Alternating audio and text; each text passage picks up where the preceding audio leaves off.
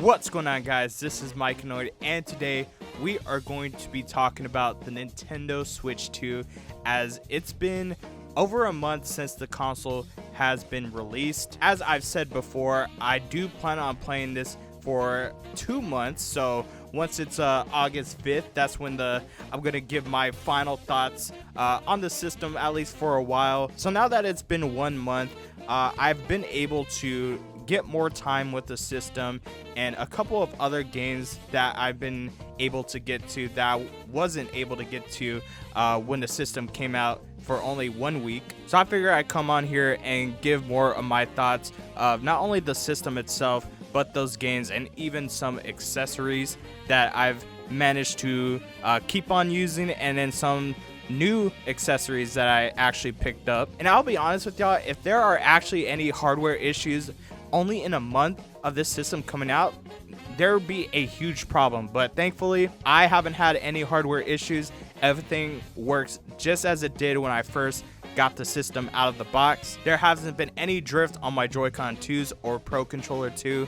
Those have been working flawlessly. The system itself has been running just fine. And I will say I use this system both in docked and handheld mode, so I do get even amount of playtime in both modes. You know, because docked mode, this is how I capture footage, do all my content, stuff like that. And in handheld mode is when, you know, I just want to chill in bed, or I take this system out of the house with me. But, you know, of course, tabletop mode is still a very underrated feature, and especially for the Switch 2, just because of that top USB-C port. I mean, I have this system on my desk at work, and, you know, whenever it's about to die, I just plug it in, and I just take off the Joy-Cons and just play, man. I just enjoy my time. Hey, sometimes I do work. In between work duties, I do get a little bit of game time with this, and tabletop mode is really good. I do plan on using tabletop a lot more within next month, since I am going to be on an airplane, so I'm very excited just to be playing my Switch 2 on an airplane. But yeah, man, everything about the system has been great. I will say the biggest thing I have noticed is the battery life is pretty weak compared to the Switch OLED, which is what I was, you know, primarily gaming on before the Switch 2 came out. That Switch 2 just does not hold a candle to a Switch OLED battery life, but I mean, it makes sense since the Switch 2 is doing more. It is handling more demanding games, you know, better resolution, all that good stuff. So it makes sense. It's not a deal breaker, especially since charging the system is pretty fast. It doesn't take long at all. So by the time you know it, man, you give this thing 1 hour to charge and you almost got yourself a full battery capacity. All right, so with that being said about the hardware, let's talk about some of the accessories that I have currently been using. The Film case that I've stuck with for a good amount of weeks, that's been doing great. Pretty good, inexpensive case. You know, just put the Switch 2 in it, zip it up, throw it in a bag. Great, it works great. My only thing with the case is that there's a mesh pocket at the top, right? And it's great for holding the wires. However, as soon as you know, flip it, everything comes out, and you know, it's kind of inconvenient. I wish there was something to catch those wires, but other than that case is great. If you need a pretty cheap case to buy that's good quality, that's not a bad option. As you might have seen in my previous videos about the Switch 2, I had this clear case on it, and this is a JSOX clear case that the company sent over to me. Originally I was like, all right, you know, this is great.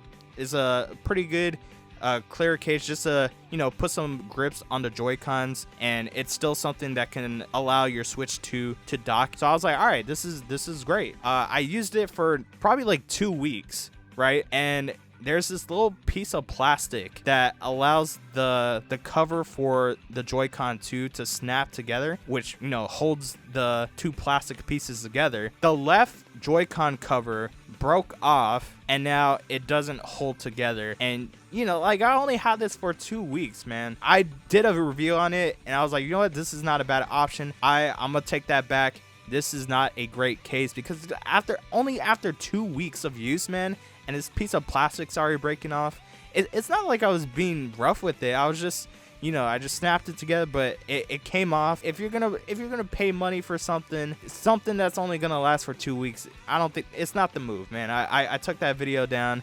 this case is not good. But other than that, man, like JSOX, I still think makes some good accessories. I've been using this grip that has actually came in clutch when using in handheld mode, because using the Switch 2 in handheld mode is not nearly as bad as using the Switch OLED. And the Switch 2, you know, it's a lot bigger, so it fits more in the hands, but still after a while you do get a little fatigue from it.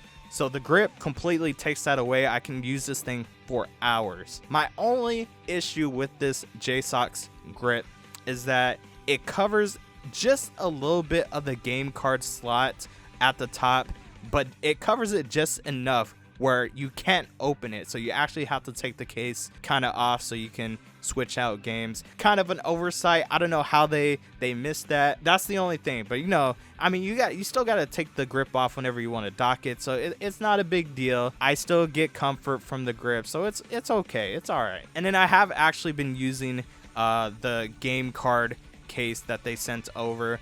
I just kind of keep this nearby with me whenever I'm ready to switch out games. These are just, you know, the top 10 games that I've been playing recently, and yeah, it does the job. I could just have the games on hand without going to the shelf and grab the game case and open the. It saves time. All right, it saves time, keeps everything neat, pretty good. Even though I'm pretty satisfied with that Film case, I did want to see if I can find a better Switch 2 case out there. I came across one called the Pro case, which kind of looks a little bit more sleek, looks more like not like a game case, you know, for a game console, right? Looks kind of minimal. I bought it off of Amazon for like 25 bucks, and I regretted it as soon as it came in. This thing was a piece of shit. The case is already being creased. Like, I was like, what is it? Like, the quality of the material didn't feel good at all either. I was like, dude, I just got scammed here.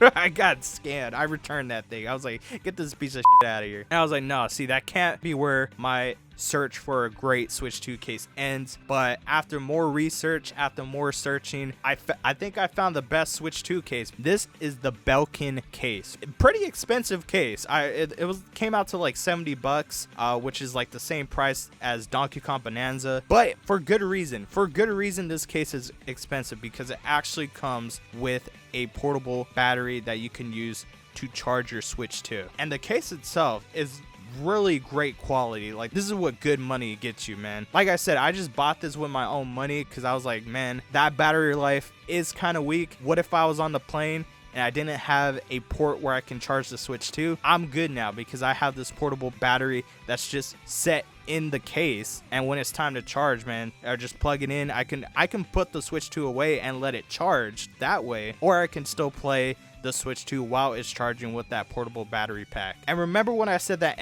Film, that cable pouch, all the wires were just coming out? Well, on this Belkin case, there's actually a extra bit of pouch to where now that you flip it, none of the cables are going to come out. So that was a nice touch. And also you can put an AirTag in there as well, so if you were ever to lose this, you know, you can use your Apple devices to find your Switch 2. This is pretty good. This is a pretty nice case. Obviously it is a little more bulky, but I think for what it does, man, $70, I think this is going to be worth it. I'll definitely give an update when I go on my little trip here and actually use this thing in action. And with the accessories out the way, let's go ahead and talk about some of the games that I've been playing on my Switch 2. And in my 1 week review of the Switch 2, I had some people ask me what this game is here. This beautiful game is Eternights. Dude, I had so much fun playing this. This is just a random Switch 1 game that I wanted to play because I received it as a birthday present, and it's not a long game at all, but it is really fun, and I did manage to beat it a couple days after releasing that video. I'm not going to spoil it because I do recommend trying this game out. If you don't want to play it on Switch, it's also on PS5, and you can also get it on Steam. I think Steam is the cheapest where you can get it. But yeah, this was a fun hack and slash game with some social rank persona stuff inserted into it. It's a little bit of a dating sim too, post-apocalyptic. Very interesting game. I need a sequel. So a couple days ago, we did get Super Mario Strikers added to the GameCube library on Nintendo Classics for Switch 2. Super Mario Strikers, great game, right? Fun. I played a little bit of it. It's really good, especially when you're playing with the GameCube controller, and then you do have the option to play in the 16:9 aspect ratio, which is fantastic. But the fact that it took almost a month for one GameCube game to come out, man, I don't know, dude. I'm personally not a fan of this drip feeding thing that Nintendo loves to do. To be fair, we did have 3 games come out, but you know, like, not everyone's probably into those 3 games, you know. Like, I feel like we need games to come out a lot faster for this thing, because I can't be waiting 1 month for Pokemon XD Gales of Darkness, bro. I need that game now. Splatoon 3 did get a free update, so now matches have better detail, better graphics, and then in the lobbies you can see better FPS. So I think it's like 60 FPS, which is, game looks great, right? I do like Splatoon 3. I do like me some Splatoon 3. You know what else got an update? Mario Kart World, and it killed that game.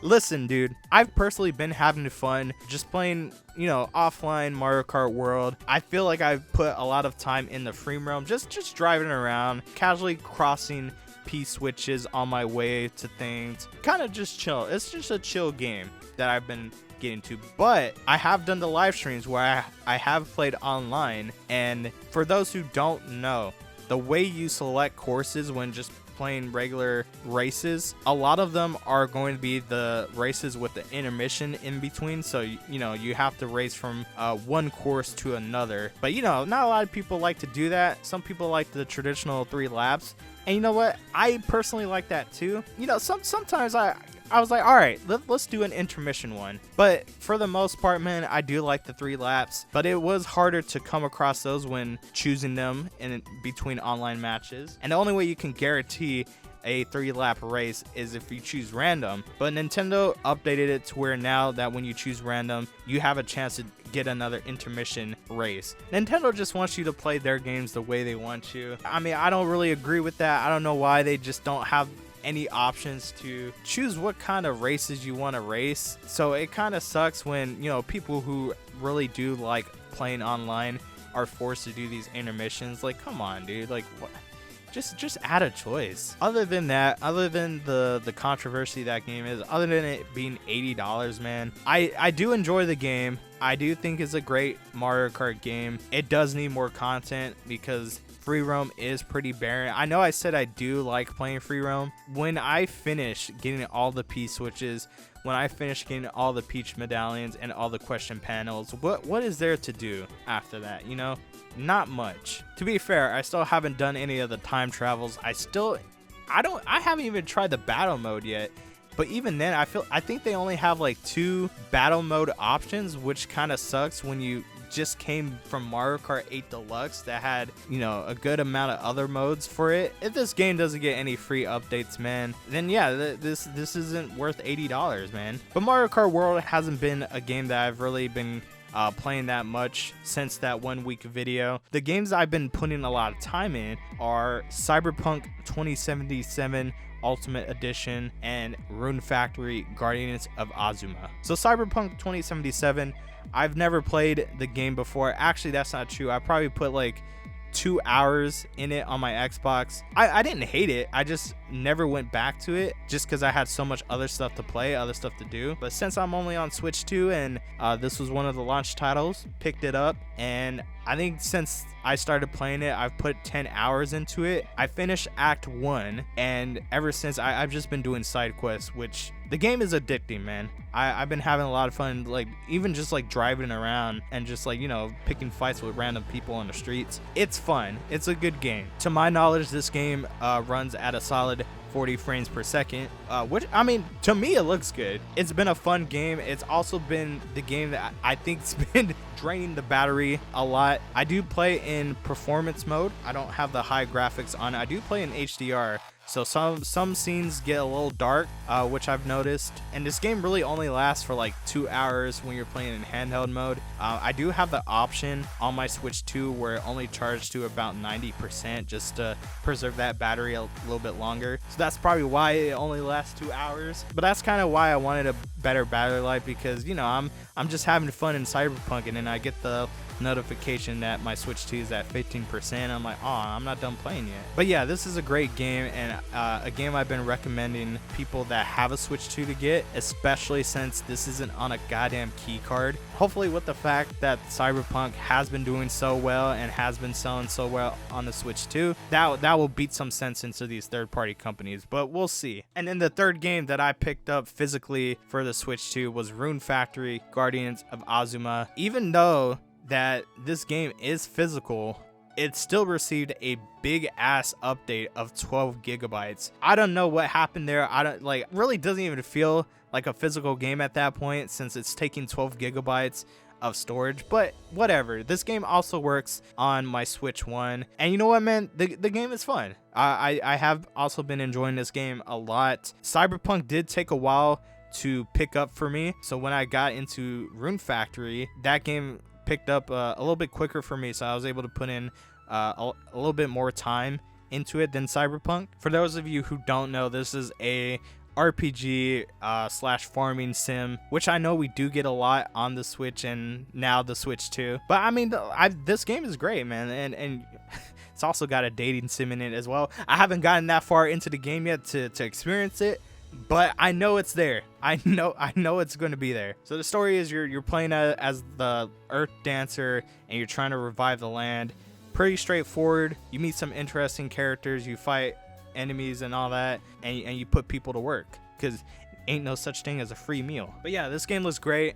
I know there is mouse mode to this, which I haven't tried yet, because most of my playtime has been just in handheld mode. But just know that even though that this is a physical Switch 2 game, it kind of isn't. I just think it's cool that if I did want to play on Switch 1, it works the same, and my save data does carry over, so it's cool. It's all right. I'll keep it, you know, especially since it is fun. So even though it's been a month and we still don't really have a bunch of first party exclusives for the Switch 2, I can't say that I've been bored with the Switch 2, since I do have a bunch of Switch 1 games that I haven't played yet, and The Legend of Zelda Link's Awakening was one of those games that I just never played. Like, I bought it and then I never played it, so I decided to do that on the Switch 2, especially since it did get a free update to where it improves graphics and performance. So the game looks great, the game runs great. Game's kind of, I don't want to say it's hard, because it's not hard, but I do get kind of lost in it sometimes, and I don't know if it's just because it was originally a Game Boy game, so you know, like, older games are, in my opinion, they're usually harder than the newer games now. But I have been having fun with it. I have started a playthrough on my second channel. I'll leave a link to that in the description if you want to check it out. I pretty much 100%ed Echoes of Wisdom, so I was like, you know what, let me at least get some time into Link's Awakening, and like I said, game's been a lot of fun. And a game that I wanted to try for myself on the Switch 2 is Fire Emblem Warriors 3 Hopes. This was a game that I picked up day one, and I actually did enjoy it. However, I just never finished it. So I was like, you know what, let me see how this game runs on the Switch 2. And you do see that this game does run at a solid 60 frames per second. Doesn't have any graphical improvements. However, I am a huge fan of Fire Emblem. I do like the Warrior games. I think they are pretty fun at times, so this is a really good game that I will be hopefully trying to beat on the Switch 2. And that's about all I've done with the Switch 2 since it released last month. Really great console for me using. Do I recommend people to go out and buy it now? I'm gonna say no. You know, even though I've been praising this system and I do like it a lot, for casual audiences, man, like, you know, there's not much out for it right now. If you have like an itch to play Switch 1 games and, you know, you don't have a Switch 1 yet, then I would say get a Switch 2, because there are a ton of Switch 1 games out there, and for the majority of games, they all run better on the Switch 2, since the Switch 2 can load up games a lot quicker. And as you can see, some games do have better frame rate when played on the Switch 2. So if you don't have a Switch 1 now, but you do want to play some of the Switch 1 games, just go ahead and get a Switch 2. Just be future proof to where when there is a Switch 2 game that you want to try out, hey, you already got a Switch 2. So even at the 2-month mark, I still think we're only getting a fraction of what the Switch 2 offers. But by the end of the year, I think we'll have a better grasp of the benefits of having a Switch 2. But like I said, the system is fun. I have been enjoying this a lot. This has still been the only console, the only device that I've been using to play any games on. I'm not getting tired of the Switch 2. However, I am starting to get the itch to play some other games off of the Switch 2. So when that 2-month mark does come up, I will be excited to go back and play some games on other devices. But I'm still satisfied with the Switch 2 for now. Well, that's going to be it for today's video. Let me know what you guys think of the Switch 2 so far down in the comments below. Thank you guys for watching, and of course, I will see you guys in the next one. Take care. And I forgot to mention, I've just been watching a gameplay video of Welcome Tour, so I'm glad I didn't buy this game.